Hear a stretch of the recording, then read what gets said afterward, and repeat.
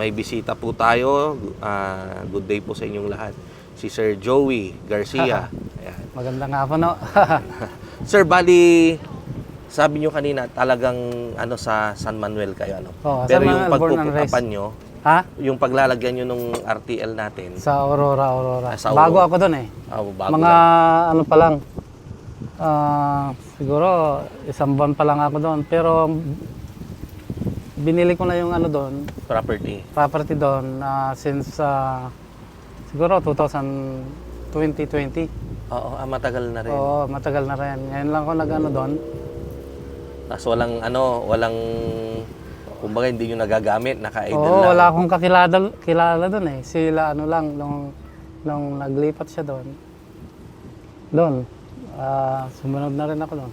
Itong ano na to, buwan lang na to. Kaya kayo nag-decide na lagyan ng Oh, layer. matagal ko nang inaano yun, pinapanood yung mga vlog mo.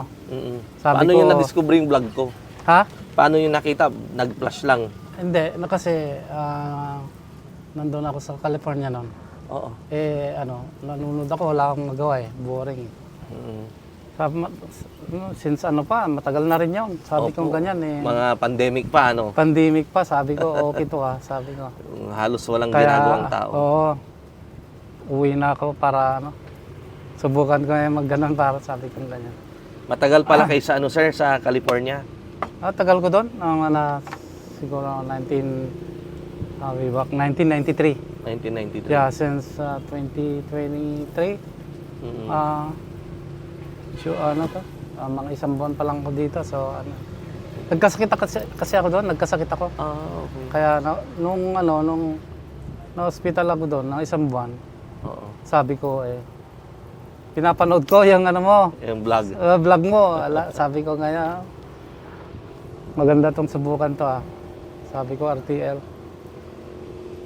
Sabi mo, yung di ba karamihan kasi mga di ba yung mga chicken na yung mabaho yung nila, di ba? Yung sa broiler. Sa broiler, oo. Opo.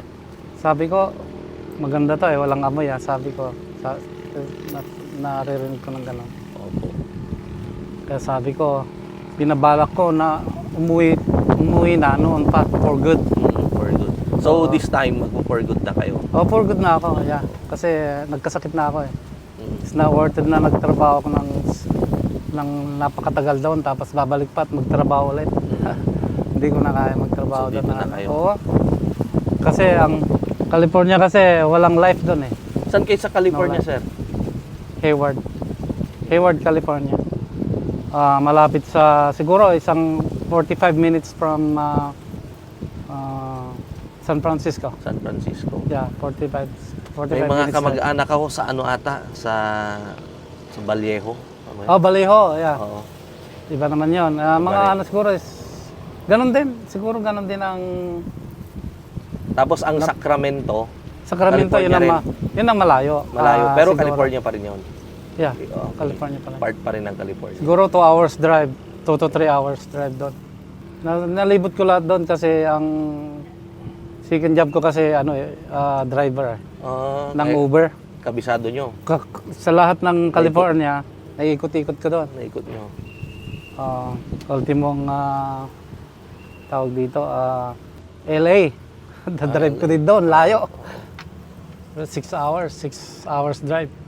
Kaya kanina nung first time nating mag-usap, napansin ko yung punto ninyo. Sabi ko, halatado kasi na so hanggang sa nasabi nyo na galing pala kayo ng US. Ayan. So marami na rin tayong mga sir, may mga subscriber na rin tayo na nag-avail ng mga ang dami RTL talaga. natin. Yeah. Napanood nyo rin sila Doc Steve. Napanood Yung ko lang. taga Pagudpod, di ba? Oo. Yan. Nasa siya ngayon? Bumalik siya ng US ngayon. Si Doc Steve.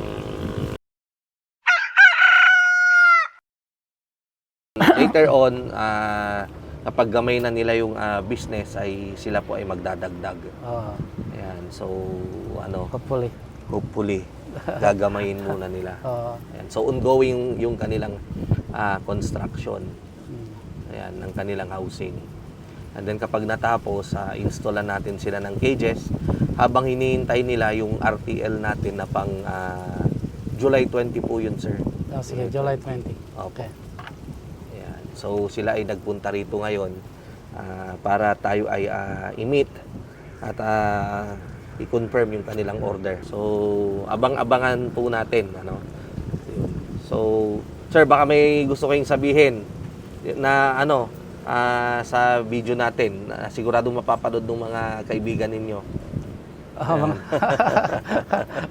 Or kayo mismo, ano? Mga kaibigan ko dyan, mga kakilala. Oo.